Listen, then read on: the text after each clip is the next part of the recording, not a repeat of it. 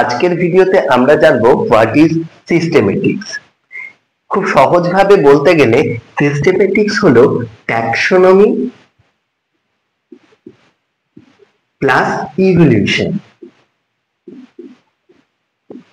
যখন আমি ট্যাক্সোনমির সাথে ইভলিউশনকে পড়বো তখন সেটা হচ্ছে সিস্টেমেটিক্স। এবার কিভাবে সেটা হবে? ট্যাক্সোনমিতে আমরা কোনো একটা অর্গানিজমে, আমি আগের ভিডিওতে ট্যাক্সোনমি নিয়ে আলোচনা করেছি, কোনো একটা লিভিং অর্গানিজম আমি পেলাম, সেই লিভিং অর্গানিজমটাকে তার ক্যারেক্টার দেখে আমি ফার্স্ট এটাকে কি করব? আইডেন্টিফাই করব। তাহলে ট্যাক্সোনমির ফার্স্ট স্টেপ হচ্ছে identification of the organism. Identification.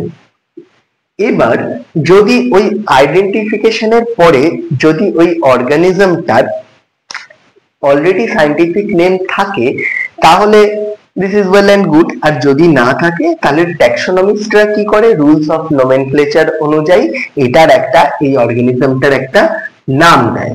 তাহলে সেকেন্ড হচ্ছে naming, naming of the organism. এবার তারপর হচ্ছে এই অর্গানিজমটাকে তার একটা proper grouping in a taxon, তাহলে এটাকে বলা হচ্ছে ক্লাসিফিকেশন। এবার এরপরে যে অর্গানিজম গুলোকে আমি গ্রুপিং করলাম তাদের যদি আমি ইভলিউশনারি রিলেশন স্টাডি করি, মানে কে ইভলিউশনারি, কে আগে এসছে কে পরে এসছে, যদি আমরা এটা যদি স্টাডি করি তাহলে অর্থাৎ ইভলিউশনারি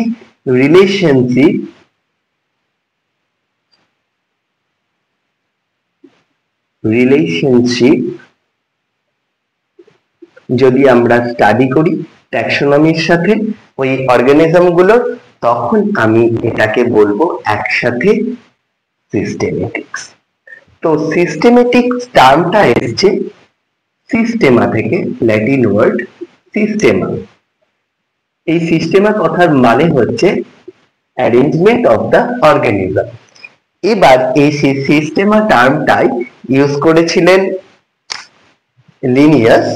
তার পাবলিকেশন, তিনি পাবলিকেশনের টাইটেল দিয়েছিলেন সিস্টেমা ন্যাচুরি।